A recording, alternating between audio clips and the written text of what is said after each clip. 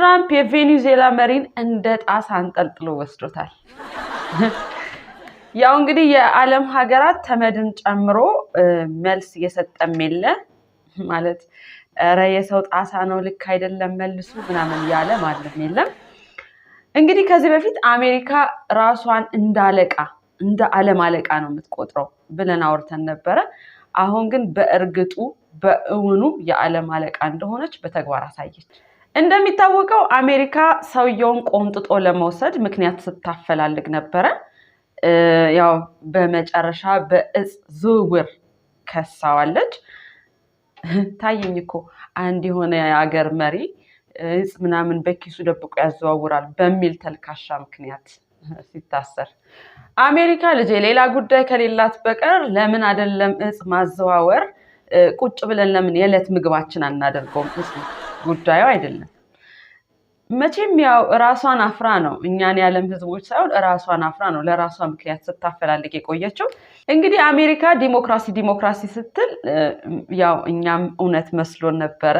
እናም የሆነ ጊዜ ላይ ኖሞር ስንላት ነበረ።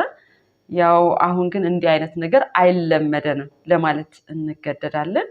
ይሄንን ነው እንግዲህ ኖሞር ምንለው። እንዲህ አይነት ድፍረት ኖሞር ብለናል። መዝገቧን እያገላበጠች ብትሄድብን እኮ ከመጀመሪያዎቹ ተርታ ነው የምንመደበው። ለነገሩ የኛ ለፍርድም ለይቅርታም የቸገረ ነገር ነው እንዴ። አታስታውሱም እንዴ? አንድ ሰሞን አምባሳደር ሌንጮ ባቲ ቢሾፍቱ ላይ የተከሰከሰውን አውሮፕላን ምክንያት በማድረግ ትራምፕ ቤተመንግስት ደውለው ብላክ ቦክሱን ወደኛ ላኩኛን መርምረው ሲሉ መንግስት መለሰ ያሉትን እኔ አልናገሩም። ራሳቸው አንደበታቸው ይናገሩ እና ዶክተር አብይ የሰጠው መልስ ከማናገር መሪ ጋር እየተነጋገርክ እንደሆነ ታውቃለህ ወይ ነው ያለው። ከኢትዮጵያ መሪ ጋር እኮ ነው እየተነጋገርከው ያሉት። ይምቱና እንታያለን። ይሄው እንግዲህ እንዲህ ብለናቸው ነው እስካሁን ትግስታቸው በስቶ ያለ ነው። ምን ይሄ ብቻ አንድ ጊዜ ደግሞ አሜሪካ በመትመጣበት መንገድ ሁሉ አጸፋዊ እርምጃ እንወስዳለን ብለንም ነበረ። እኔም ምለው ግን የዚያን ሰሞን የሆነው ነገር ነበረ ማለት የሆነ የተነካ ነርቭ ነበረ። እንዴት ነበር ሲያረገን የነበረው? የሆነ ራሱን ለማጥፋት እንዳሰበ ሰው እኮ ነው ያደረገን። ራሱን ለማጥፋት ያሰበም ሰው ቢሆን እኮ ትንሽ የሆነ አይነት ስጋት አለበት። አሁን ለምሳሌ ራሴን አጠፋለሁ ከፎቅ ላይ ወረወራለሁ ብሎ ፎቅ ደረጃዎቹን መውጣት የጀመረ ሰው ደረጃዎቹን ግን በጥንቃቄ ነው የሚወጣው። ብቻ ያን ሰውን የሆነው ነገር አለ በሚል ርዕስ ስር ጉዳያችን ቢታይልን የሚል አቤቱታ እናቀርባለን።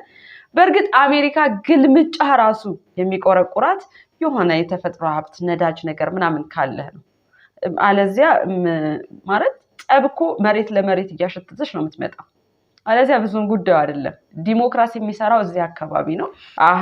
ለስድድብማ ከቻይና እንደገና ደግሞ ከደቡብ ኮሪያ መሪ ጋር ምናምን ያላት አይበቃትም እንዴ? እናማ የቬኔዙዌላ መሪ በእጽ ማዘዋወር የከሰሰችው ነዳጁን ለማዘዋወር እንዲመቻት ነው።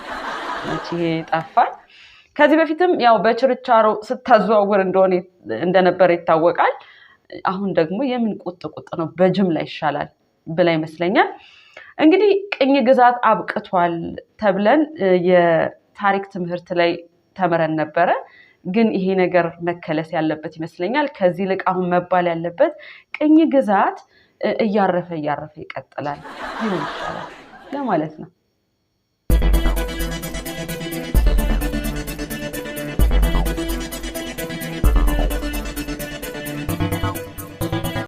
ሙሉ ዓለም ምግብና ውሃ ካቆመች 16 ዓመት ደፈነች። እውነትም ሙሉ ዓለም እንዴ! ሰው የምግብና የውሃ ወጪ ከሌለው ቀላል ዓለም ይሞላለታል።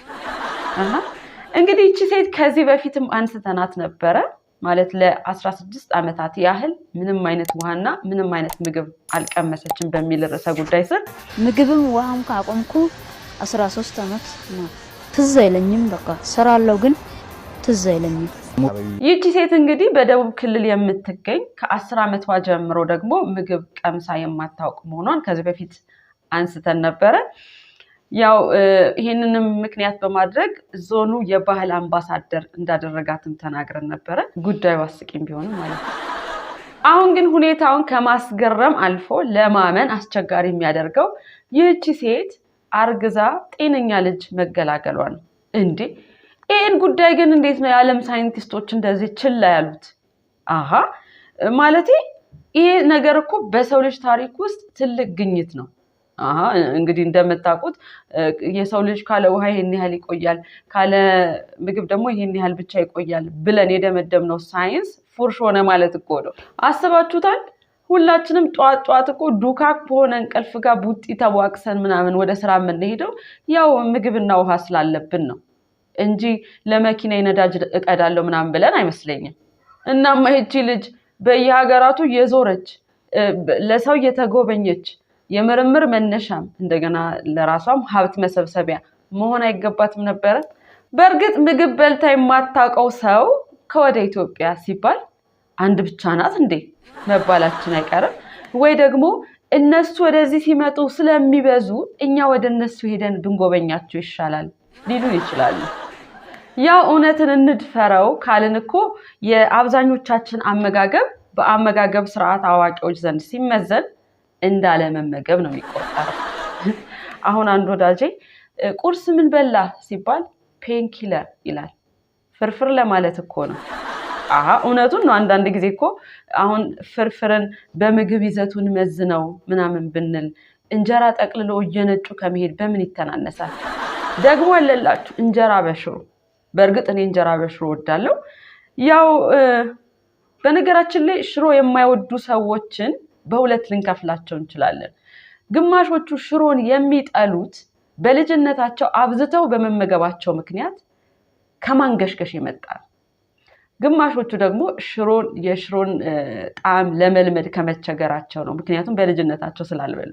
እንግዲህ የምግብ ይዘቱን ተመስርተን ስንናገር እንጀራ በሽሮ ማለት ከመሞት መሰንበት ማለት ነው በነገራችን ላይ እንጀራን የፈለሰፈችዋ ሴት ኬሚስት የመሆኗን ያህል ሽሮን የፈለሰፈችዋ ሴት ደግሞ ምን ያህል ሰነፍ እንደነበረች ማየት እንችላለን መቼም ዶሮ ወጥን የፈለሰፈችዋ ሴት ልትሆን አትችልም ማለቴ 4 ሰዓት 5 ሰዓት የሚፈጅ ወጥ የሰራች ሴት ዱቄትና ውሃ በጥብጣ ምናምን ምግብ ነው ልትል የምትችል አይመስለኝም ለነገሩ ሽሮ የፈለሰፈችው ሴት ባሏ አስጠልቷት እንዲፈታት በማሰብ ነው አሉ ይሄንን ወጥ የሰራችው ምክንያቱ ይሄ ነበር ያው እንግዲህ ምን ሆነ ባልየው ሚስቴ በጣም ባለሙያ ናት ከዱቄትና ከውሃ የተሰራ እንኳን ምግብ ማቅረብ ይችላልች ብሎ ሳይፈታት ቀረ አሉ ነው እንግዲህ ብቻ እቺ ካለ ምግብ የምትኖረዋን ሴት ጉዳይ እንዲሁ እንደከነከነን ከሚቀር ጉዳዩን በደንብ አጣሩትና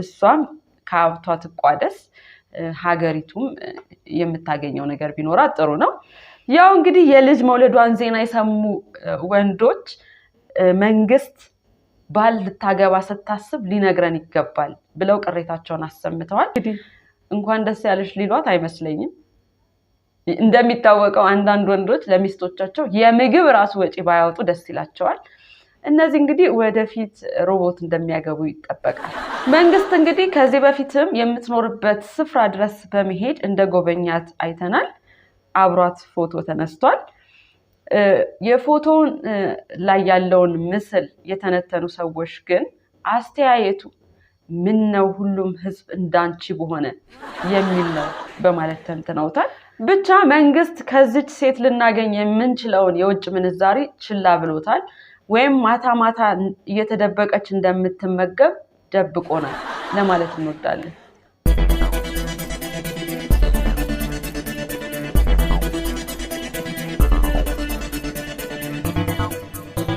በጋና ዳግማዊ ኖህ ነኝ በማለት ብዙ ህዝብ ያስከተለው ሰው በቁጥጥር ስር ዋለ እኔ ምለው ግን ብዙ ህዝብ ማለት ይሄ ኢቮሉሽን ምናምን የሚሉት ነገር አፍሪካ ውስጥ ሲሆን ወደ ኋላ ነው እንደሚሄደው ማለት የዛሬ ምናምን አመታት የሰው ዘር እውነተኛውን ክርስቶስ ለመቀበል ቸግሮት ሳለ ዘንድሮ በፓስተሮች ሳር ሲግጥ በጥርሱ እንጨት ሲፈልጥ ምናየው ለምንድን ነው ምን ተፈጥሮ ነው Okay, I see food outside.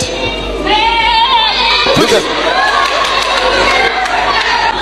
Okay, go and eat. Go and eat. Look at that food. Quickly. Okay, go and eat. Go and eat. Look at that food. Quickly.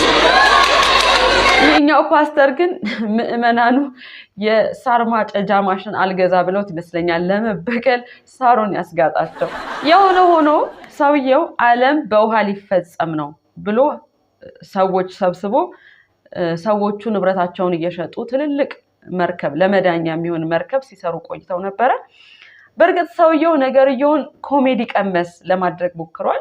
ምክንያቱም ዓለም በውሃ ተጠፋለች ያለበት ቀን ላይ ሳይሆን በመቅረቱ ምክንያት ወደ ምእመናኑ ቀርቦ አንዳንድ የመርከቡ ክፍሎች ስላላለቁ ቀን እንዲጨመርልን አድርጋለሁ ምናምን ብሎ ነበር። ያው የእግዚአብሔር ግምጃ ቤት ኃላፊ አድርጎ ነው ራሱን የሾመው። እኔ ግን ከዛሬ በፊትም ተናግሬያለሁ። እንደዚህ አይነት ሰዎችን አይደለም ማሰር።